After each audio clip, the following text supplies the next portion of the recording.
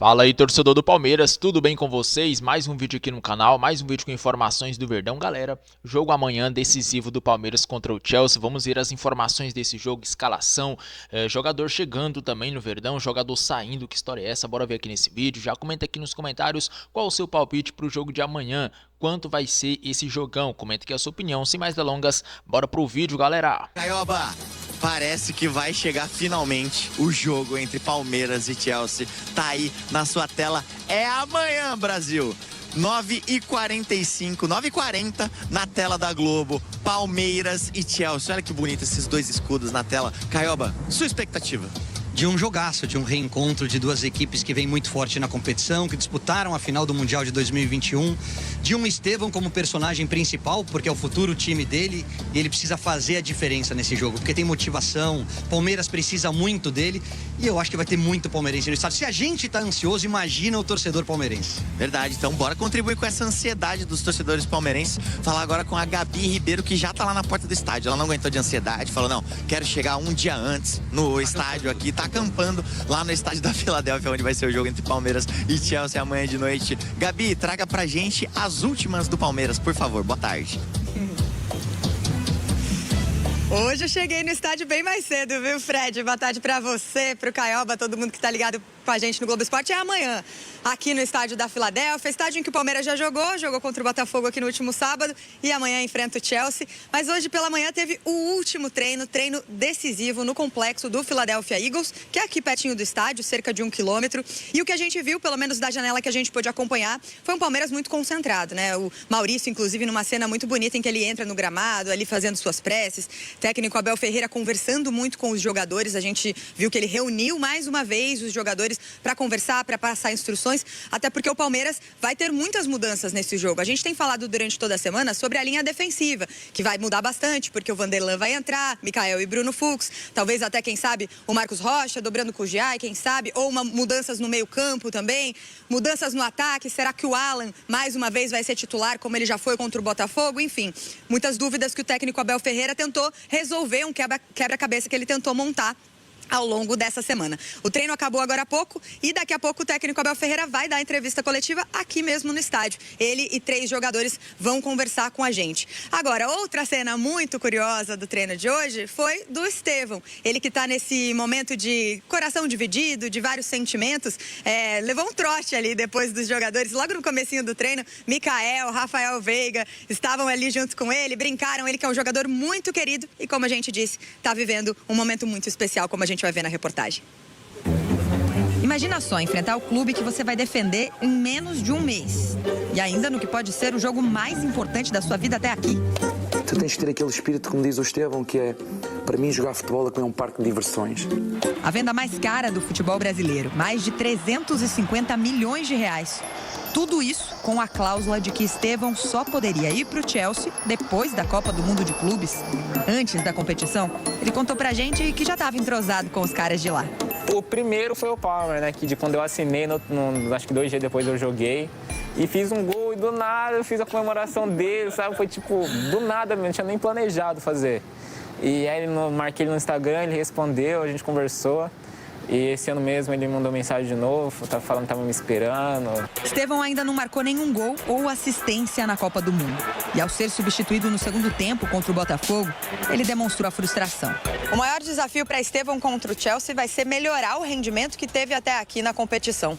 E dentro do Palmeiras, ele conta demais com o apoio dos outros jogadores para isso. Ainda mais depois da repercussão de quando ele foi sincero sobre o sentimento dividido entre a despedida do Palmeiras e a ida para a Europa. É muito difícil. É como se é um sonho que eu vou realizar, mas sabendo que eu tenho que focar aqui, eu tenho que trabalhar. Não é fácil. Você tem que manter sua cabeça aqui. Quanto mais perto vai chegando, a ansiedade vai batendo. E se todos nós fizéssemos um exercício pequenino de empatia, iam perceber o que ele está a sentir é natural. E ele é tão puro e tão ingênuo que disse realmente aquilo que está a sentir é normal. O Estevão é um menino muito gente boa, inocente ainda, eu acho. E creio que ele está com a cabeça boa para esse jogo e irá dar o máximo, como sempre faz em todos os jogos. Não era o cenário mais provável, mas quis o destino que esse confronto acontecesse no mata-mata. Agora, para o Palmeiras seguir na Copa, Estevão vai ter que dar adeus ao Chelsea. pelo menos até se mudar para a Inglaterra. Caiobinha, quando eu tava no Sport TV e eu sabia que eu vinha apresentar o Globo Esporte, eu já tava sem foco já. Que é o caso do Estevão, né? Que ele tá no Palmeiras e vai pro Chelsea. Se ele fosse uma das suas crianças, que ele tem idade pra ir no Caioba Soccer Camp, qual seria o seu conselho pra ele manter o foco nessa partida de amanhã? Entra amanhã e se diverte. Você tá vestindo a camisa do teu time de coração, onde te deu as maiores alegrias, contra o time que você vai passar a defender depois do Mundial. Então entra leve, essa torcida te adora, você tem potencial, você tem bola de sobra pra fazer a diferença. Chegou teu momento. Que isso? Eu me motivei? Eu me motivei. Eu espero que o Estevão esteja assistindo aí. Vamos para lá então, André Linares e Gustavo Zupac trazendo atualizações do Alviverde, que aí tem mais dor de cabeça. Na primeira entrada vocês estavam dentro ali da área do treinamento, agora já do lado de fora, dupla. E protegidos também na sombra aqui, né, porque o calor também... E também protegido dos nomes complexos, né? Os jogadores do Chelsea têm um nome um pouco mais tranquilos de pronunciar do que os do Al Hilal.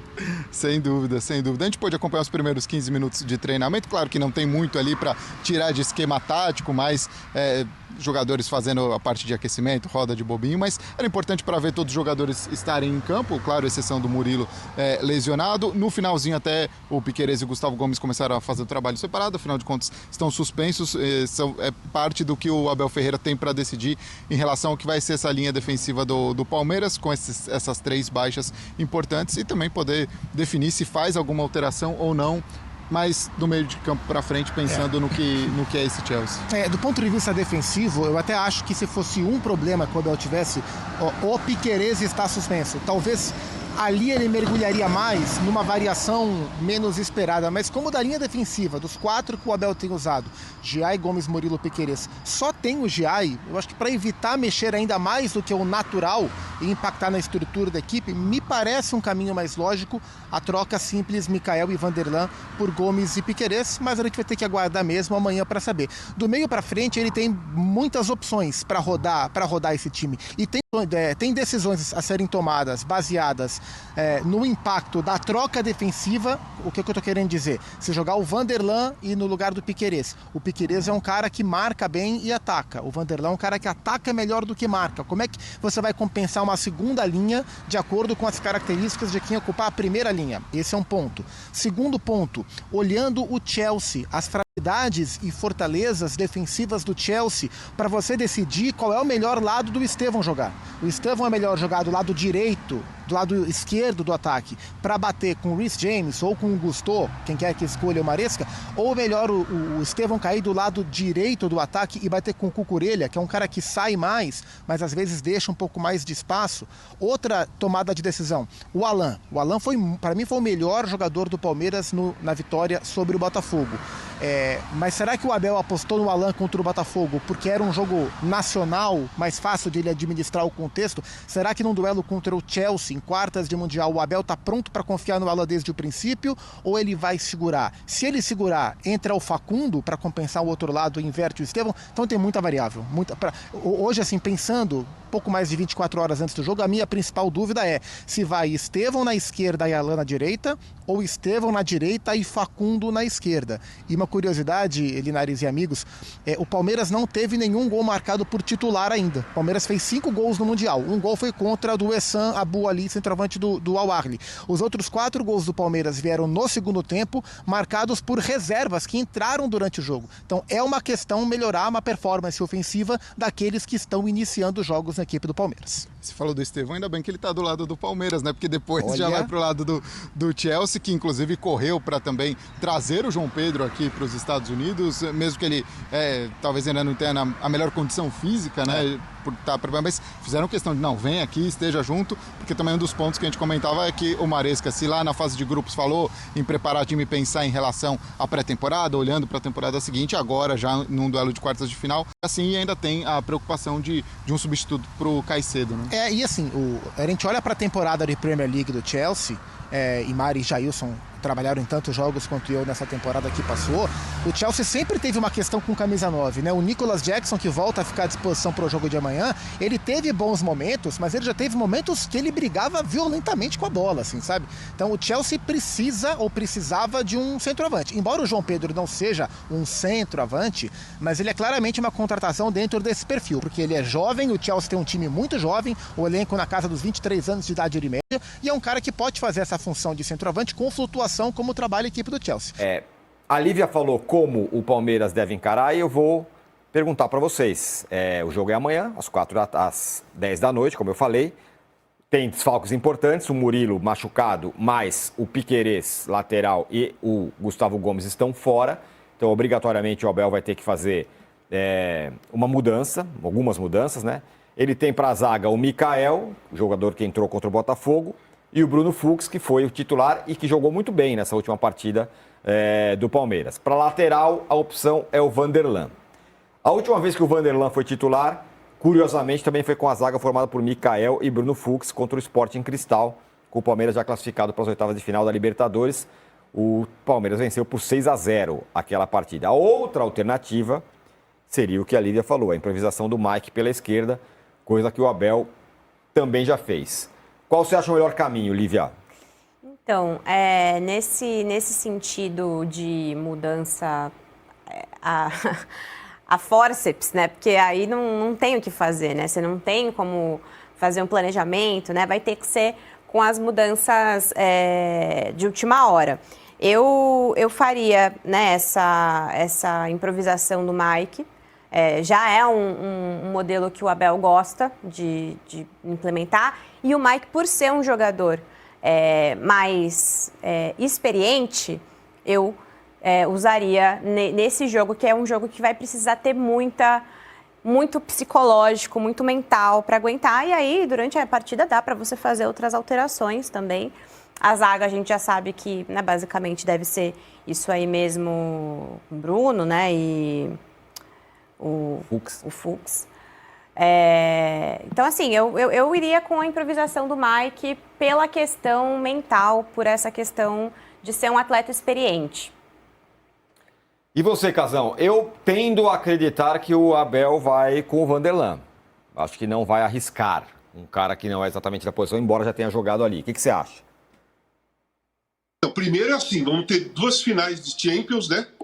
No sábado, que é o Paris Saint-Germain e Bayern de Munique, que já foi final e o Bayern ganhou. Real Madrid e Borussia, que já foi final, o Real ganhou. E na sexta-feira nós vamos ter uma final do Mundial, uma reprise, que é Palmeiras e Chelsea. Isso. Então são jogos que tem história, não é jogo que não é time que está se cruzando pela primeira vez. Já tem história pesada nesses jogos. Eu acho o seguinte, eu acho que o Abel pode entrar com 3 zagueiros e com o Giai e o Vanderlan como 2 alas e ele jogar num esquema 3-5-2 contra o Chelsea. Mas não é 3-5-2 defensivo, é um 3-5-2 para ter um suporte para o Vanderlan que vai entrar e para a zaga que vai ser improvisada. Então, se ele vai improvisar 2 zagueiros e mais o lateral esquerdo vai entrar, que não é o titular, com o risco de ter uma queda emocional ou um pequeno desconforto de falta de entrosamento no jogo ou um jogo mais pesado, eu entraria e pode ser que o Abel pense dessa maneira com o terceiro zagueiro. Muito bem, uma figura, claro, central, onde todos os holofotes estão sobre ele, é o Estevão. O Estevão, que está disputando os seus últimos jogos pelo Palmeiras. Se o Palmeiras for eliminado, será o último jogo. E que vai jogar justamente no rival, o Chelsea. Não dá pra gente falar que vai ter lei do ex, a não ser que ele faça algum gol contra. Aí vai ser uma lei do ex futura, porque ele vai jogar contra o seu futuro clube, né? O jogo, como eu falei, pode marcar a despedida dele, desde que o Palmeiras seja eliminado, mas se o Palmeiras avançar, não será a despedida dele. Por enquanto, o Estevão não faz um grande Mundial, embora no último jogo em que ele foi substituído, eu achei que ele foi muito bem. Acho que aí entrou um pouquinho mais no esquema. Ele mesmo já admitiu que não é fácil, né? Você tá nessa situação, você já está vendido e tudo mais. E no Mundial da FIFA, os números são esses aí. 65 minutos contra o Porto, uma finalização no gol, uma finalização para fora e um chute bloqueado. Contra o Al Ahly, 76 minutos com 2 finalizações para fora. Contra o terceiro time que o Palmeiras jogou, esqueci o nome, 90 minutos, 2 finalizações para fora. E contra o Botafogo, 64 minutos, uma finalização no gol. Contra o Inter Miami, né? O time que o terceiro jogo, que foi o pior jogo do Palmeiras nesse Mundial. E aí agora ele vai encarar o seu futuro time. De novo, recorro a você, que esteve lá, Casão. Como deve ser a cabeça de um jogador nessa situação? Eu jogo no Palmeiras, o Palmeiras me deu tudo que eu tenho até agora, eu vou enfrentar o meu futuro time. Como fica a cabeça do jogador? Cara, deveria estar tudo certo se ele não tivesse dado a entrevista e falado que estava muito estranho para ele. Porque ninguém estava tocando nesse assunto, né? Ninguém estava colocando em dúvida se ele estava abalado, se estava difícil para ele lidar ou não. Ele estava jogando e ninguém estava com essa visão. Ele falou, e todo mundo começou a colocar isso aí em pauta. Eu acho que agora, depois do que ele falou, está muito mais pesado para ele, né? E aí você fica analisando assim, ele falou isso faz umas 2 semanas. Tá difícil para mim, não estou com a cabeça legal, já estou vendido e tal. Se estava difícil 2 semanas atrás, pensa agora que você vai jogar contra o time que te comprou.